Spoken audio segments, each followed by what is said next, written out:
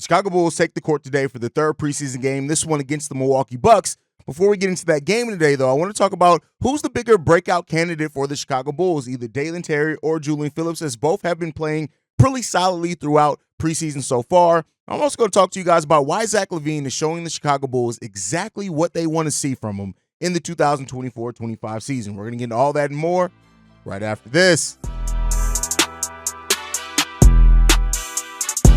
You are now tuned in to Chicago Bulls Central, your number one place for all Chicago Bulls news and content.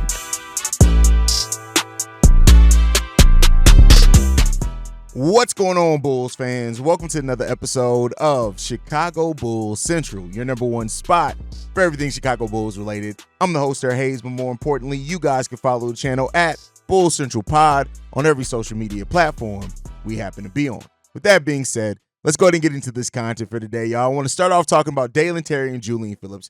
These are two guys who have really been playing well for the Chicago Bulls so far through the preseason, and they both have shown growth in different areas. And I think especially when you look at the fact of how guard-heavy the Chicago Bulls are, Dalen Terry and Julian Phillips are both two players that can play the forward position. Dalen Terry's more of a 2-3, so he can still play out on that wing, but being able to play the small forward position there. And Julian Phillips can play the 3 and the 4 as well. And I think that these two guys stepping up at the time that they have right now, and we'll talk about what that forward rotation could look like for the Chicago Bulls, could be really important for this Bulls team. Now, in no way do I want to gas it up, right? I want to be clear here. There's a world in which both these guys just don't play a whole lot, right? So that's definitely a possibility with that as well. But I think these guys are showing growth and development in the needed areas that you have for them, especially when you look at Julian Phillips and the shooting.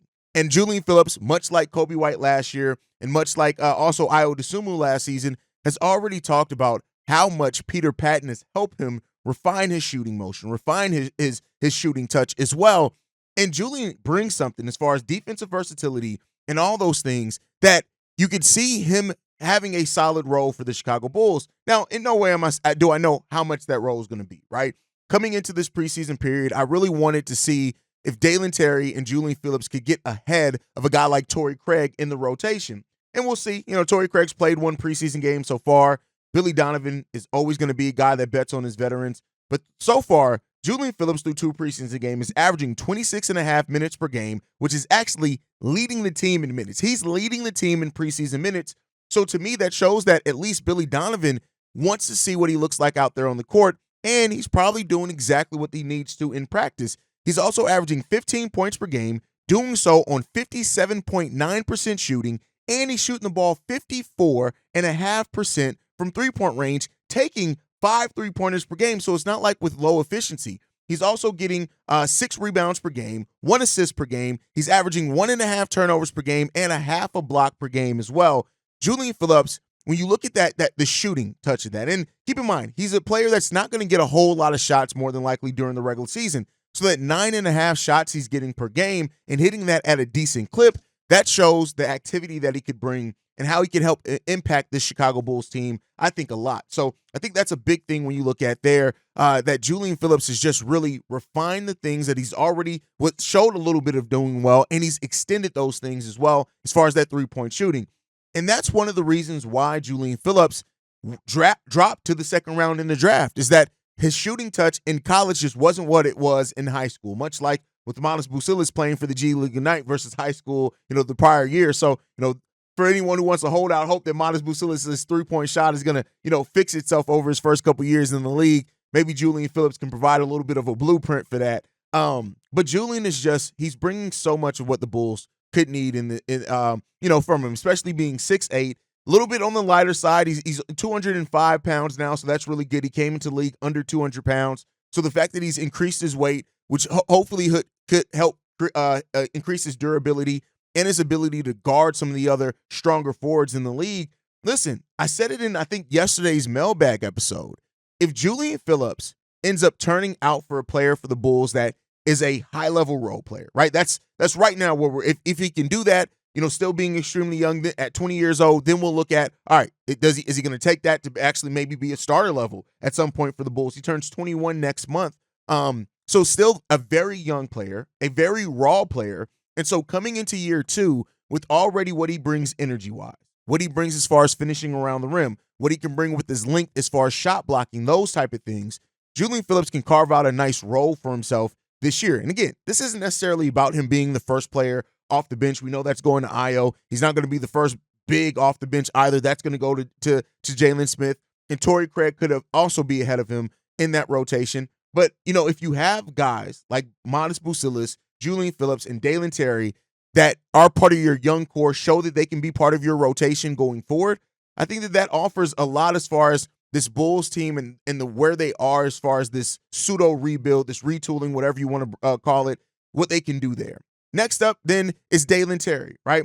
21.9 minutes per game, so basically 22 minutes per game he's done so far through 2 preseason games. He's averaging 8.5 points per game. He's only taking 6 shots per game. He's hitting that at a 50% clip. The three-point shot is not developed like a Julian Phillips, still 25% from 3, taking 2 of them per game. Again, Dalen Terry, you're not really looking at him to all of a sudden be this huge three-point shooter, at least I don't think, right? So, shooting isn't necessarily what he's bringing the most. By the way, one thing that I forgot to point out with Julian Phillips as well is that he's 100% from free throw range, but he's only gotten 1 free throw per game. You want to see, especially with his activity, him get to the free throw line a little bit more. Dalen Terry, on the other hand, is getting to the free throw line average of 4 attempts per game. That's really good, and he's hitting that at a 50% clip. You want that to be higher, but with his, the fact that he's not really a shooter yet to stretch the floor, he is going to do most of his work around the rim and in transition. If he can get to that free throw line and hit it I want to see it between the 65 and 70% clip. Ideally, I want it higher than that, but trying to be realistic in the growth there. He's also averaging 5.5 rebounds per game, 4 assists per game. He's 2.5 turnovers and a steal and a block per game. He's actually averaging 2 steals and 1 block per game. And that shows that what Dalen Terry is bringing to the court for the Bulls is defense, passing in transition, which has been skills that he's done well, and he's also just bringing the ability to cause and help get the Bulls out in transition with getting those steals. So I think that Dalen Terry and Julian Phillips are both offering some of what the Bulls need, right?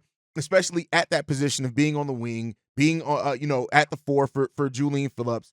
And I think as that continues to develop for these guys, is that these guys definitely have a chance to earn a spot in the rotation. The question that I'm presenting here isn't just can they earn a spot in the rotation, who has the biggest chance to break out, right?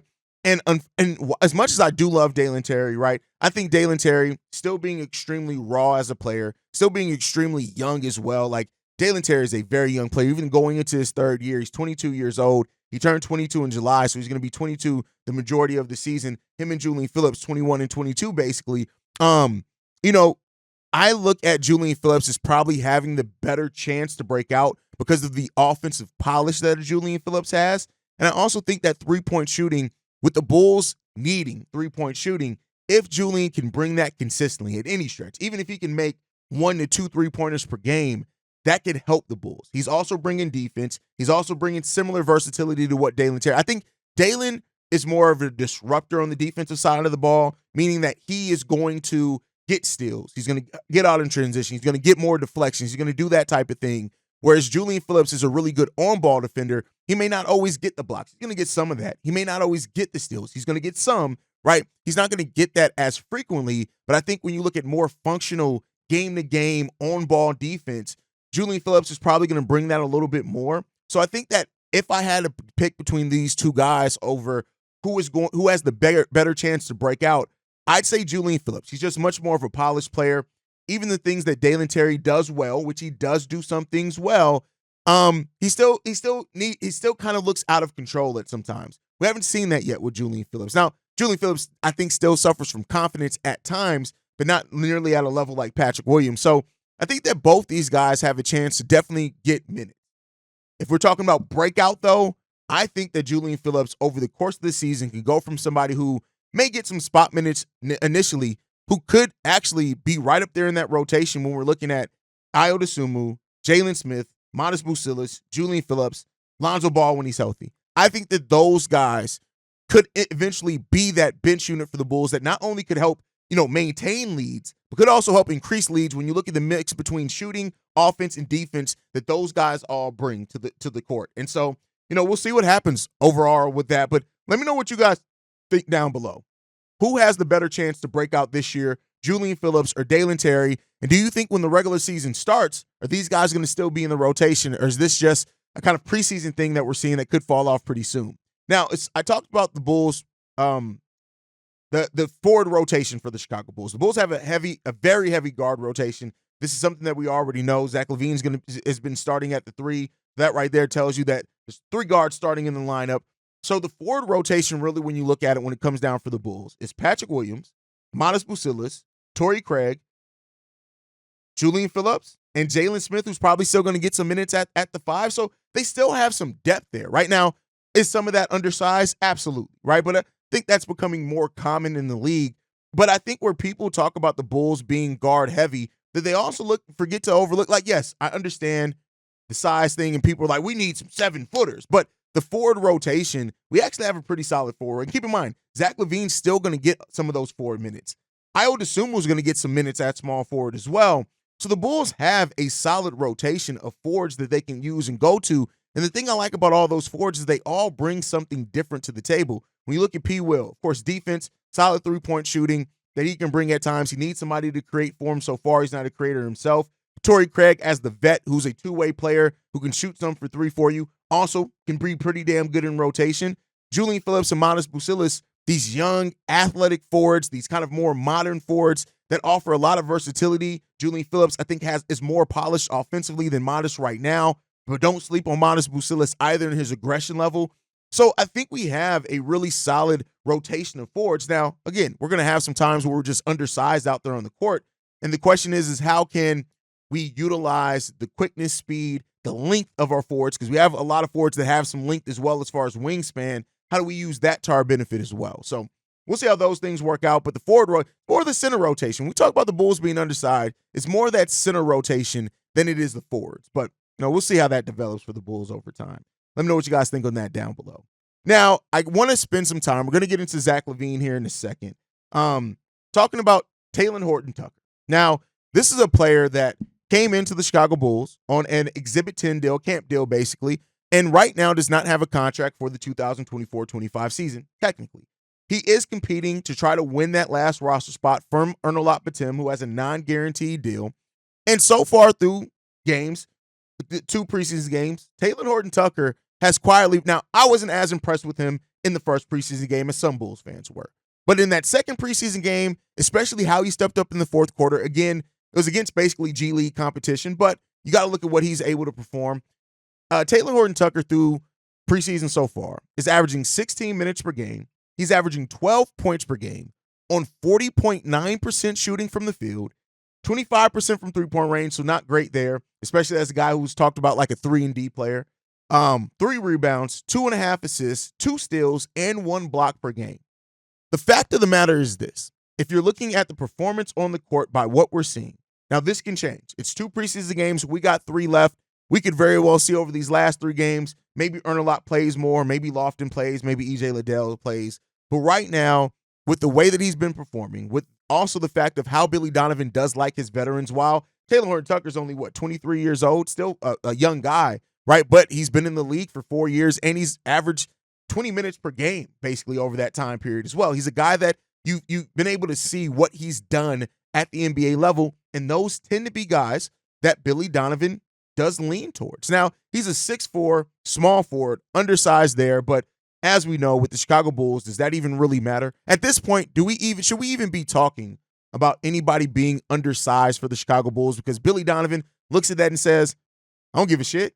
All right, cool. Go out there and play power forward for me, right?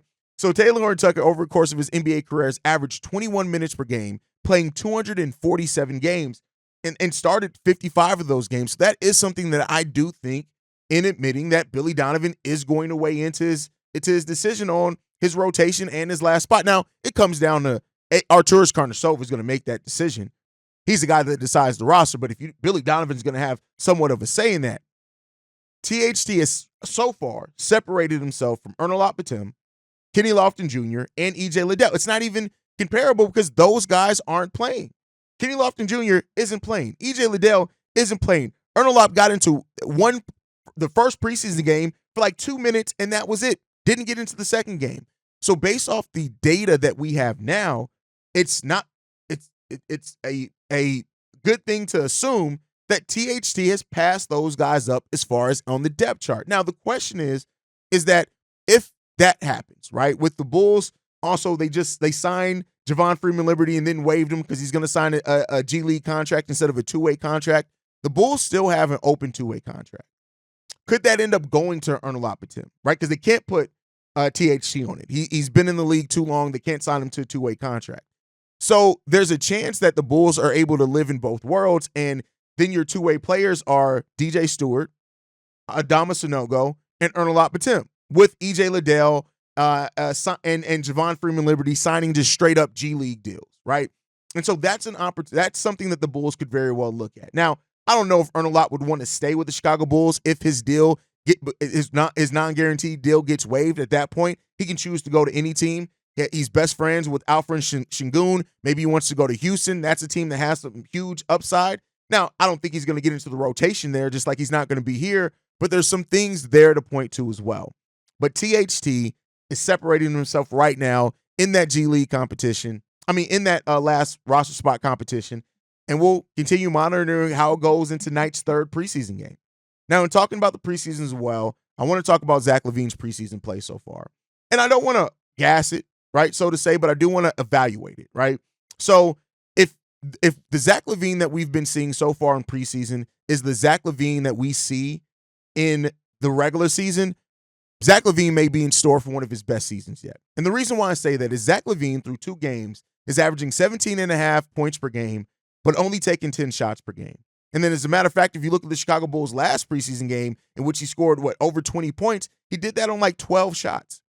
If Zach LaVine becomes a more efficient shooter, right, and that is what we've kind of looked for from Zach LaVine. If he becomes a more efficient player, meaning that he still gets his points, 28 points on 12 shots is excellent efficiency. And I'm not saying he can necessarily do that against NBA competition. Again, the Memphis Grizzlies were fielding a team out there that was basically a G League team. But if we see a more efficient Zach LaVine with having a point guard like Josh Giddey running the point, right, and having other passers out there like Coby White, to where Zach LaVine is playing to his strengths, coming off pin downs, coming off catch and shoots, not necessarily going into heavy isolation, playing in transition, getting the dunks, hitting the three-point shots at a really good clip and efficiency rate. If we get that version of Zach LaVine during the regular season, regardless of what this means for Zach LaVine's future or what it means for him being moved, that's still the best for the Chicago Bulls and Zach LaVine, I think, combined. 10 shots he's averaging per game so far in the preseason and averaging basically 18 points per game in that time. That is really good. He's doing that on 60% shooting from the field, which is crazy. He can't maintain that. Let me not say it. I've learned to not put a cap on players. 70% shooting from three-point range, 100% from free throw range as well. He's also getting 1 rebound, 3 assists, only 1 turnover, 1.5 steals per game. If Zach LaVine is going to be this keyed and locked in over the course of this season, I'm telling you guys right now, we may be in store for the best season that we've seen from Zach LaVine, not just in the recent years, in his Chicago Bulls tenure.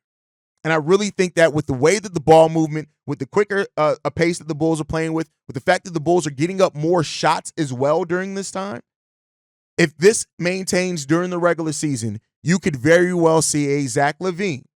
Keep in mind, a Zach LaVine that is the most refined version of himself because his role's being constricted. And this is why we said coming into this season that there's a world in which Zach LaVine actually fits in with this Bulls team and plays the best. Now, this can help him if he wants to go elsewhere. This can help him if he wants to stay. This can help him if the Bulls look at it and say, listen, this pairing of Josh Giddey, Coby White, and Zach LaVine is working. If that's what they want to see. So look, we could be in store for a really good season from Zach LaVine, and I, for one, hope that we do. With all the doubt around Zach LaVine, with all the talk around Zach LaVine as if he's this horrible player throughout last offseason, I hope that Zach LaVine can prove his doubters wrong while playing intelligent and smart basketball, right? It's not just saying Zach LaVine go out, because Zach LaVine can go out there and put 28 points up if he wanted to every single night. It's not just about putting up the points. It's about how you put them up. And if Zach LaVine refines his skill that much and is that efficient to where he's getting that type of production on less shots, listen here. What that could create for Zach LaVine and the dynamic between him and Coby White, because if you have a Zach LaVine that's getting really good production off less shots, that means that shot balance between him and Coby, especially with a distributor like Josh Giddey, it opens up so much more for how this team can open up that offense. And that's where this Bulls offense can be fun. Again, still got to wait and see how many wins that's going to get the Bulls. But that's where you get into a really fun modern offense for the Chicago Bulls. And let's hope that that's the case. But let me know what you guys think on that down below. I had to give some credit out to Zach LaVine because the way that he's been playing with really fitting in while still having moments of being aggressive, you got to give him some credit for that. Now, there's one topic in this that I want to talk about that, again, this is going to be a storyline over the next season and a half, basically, right? Maybe even the next 2 full seasons. And that is, and I was asked this question in the comments. I asked this question in live stream several times. And I've always kind of talked around it in the sense that it could go either way. But the question is what are the chances that Coby White and or Dosunmu do not re-sign with the Bulls at the end of next season when they are unrestricted free agents? And that is a question where, of course, as a Bulls fan, I want to say, well, these are our guys. They stayed here. We developed him here. Dosunmu was from Chicago. Of course, he's going to want to stay in the city. He loves being in the city. And all those things are true. But the fact is right now is it's too early to say because at the end of the day, when a player gets into unrestricted free agency, all it takes is one team with the cap space and the roster to sell a player on. You can win championships with us. We have the roster, we have the front office, we have the coaching that you have not had in where you've been in Chicago. And while, yes, they developed you, that's great. We can help you win a title. Now, I do think that Dosunmu has his affinity for the Chicago Bulls, and from just knowing what I know about the kid, he's probably going to want to stay in Chicago as long as the Bulls make him a realistic offer, a fair offer to the value that he brings to this team. He already signed for less than he probably would have got with being in restricted free agency coming off a down season. The Coby White aspect is a lot different as well because Coby, you don't have that hook that he's from Chicago, but then again, he's been here his whole career, and it seems like he loves the city, loves the fan base as well. And it also seems like he likes the coaching staff, the way that Coby White talks about them. So it's too early to say for now for sure. But I've been getting this question so much that I think it's a fair question to ask because, the Bulls, and I broke this down, it's not really a salary cap concern for the Bulls. The Bulls can pay Josh Giddey, they can pay Coby White, they can pay Dosunmu, all when their contracts come up and still actually be under the first tax apron. By the 2026-27 season, the summer going into that season, they'll have $121 million in cap space. So they can very well withstand that. Let's say even if Coby, and Josh Giddey all got $40 million, the Bulls would still be under the luxury tax. Now, the thing, and that's with a lot of this core still being intact. Of course, players like Zach LaVine still under contract in. Nikola Vucevic is gone at that point in time. Javon Carter's off the books at that point in time. Dalen Terry, that's his restricted free agency year. Manas Busilis is still on his rookie deal. Julian Phillips is still on his rookie scale deal. So a lot of the players that are now looked at as the Bulls core now is still going to be here, right? Jalen Smith is still under contract at that point in time. So a lot of Patrick Williams is still under contract, right? So a lot of these guys are still all under contract. So that cap space is factoring in all those guys already being under contract. So it's not really a question on if the Bulls can have the cap space while still avoiding the luxury tax. I'm here to tell you that they can. The question is that this team has to be in such a way that in paying this core at that point, it would make sense for the Bulls depending on where they are. Now, even if we have a top 10 pick, they'd still be in their rookie scale contract at that point in time, right? So you got to look at that. Of course, you got to look at some other things, but the Bulls can make it work. That's the key thing here. And if Zach LaVine is gone by then, that gives them even more space to make it work with his $48 million at that point in time up. So it still have time and space to make it work. The question is this core showing enough by then? Meaning that the core of Josh Giddey, if he resigns, Coby White, Dosunmu, Manas Busilis, Patrick Williams, Julian Phillips, Jalen Smith, whoever our top 10 pick is at that time, if we still have him around here. Like, those are the questions that you have to ask yourself. And that's really what we don't know yet. Now, I don't know if any of those guys are going to necessarily be looked at as max level players by then. I think if Coby and Io continue their ascension, which they very well could, they could be, right? So that's the question that has to ask. And I would say right now, based off what we know, how engaged they seem, how much they still seem to love the Bulls, embracing this leadership role, I still think there's a higher chance than not that Coby White and Dosunmu re-sign with the Bulls at the end of the 2025-26 season when their contracts are up. Now, if I'm the Bulls as well, if Io and Coby have another year like they had last year, this year, to me, you try to sign those guys to extensions now, right? I mean, in next offseason, which you can, right? You can extend those guys next offseason. I think you should try to do that. Now, you got to have a good play by then, and we'll see what happens. But, for those that are worried that two guys that have developed under the Bulls could leave, yeah, you're right. There's a chance of that. And I think ultimately it comes down to where this franchise is, how well they treat those guys, and how much they're willing to pay them. And we'll see what the future holds for that. But let me know right now, where things are right now.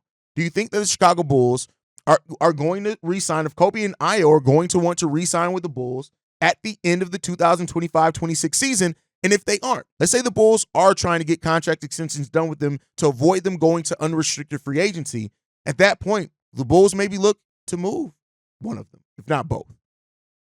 That's something I don't want to talk about, and we may talk about that here sooner rather than later, but let me know what you guys think on that down below. Make sure you guys are following the show at Bulls Central Pod. You can send us any feedback, questions, comments, concerns, bullscentralpod@gmail.com. Lastly, if you want to leave a text message and our voicemail for the mailbag, the number to do so, 773-270-2799. We are the number one spot for everything Chicago Bulls related, but that's thanks to you guys. And like I like to end every episode on, go Bulls. Love you guys. See you right if you can, y'all. Peace. This has been a presentation of the Break Media.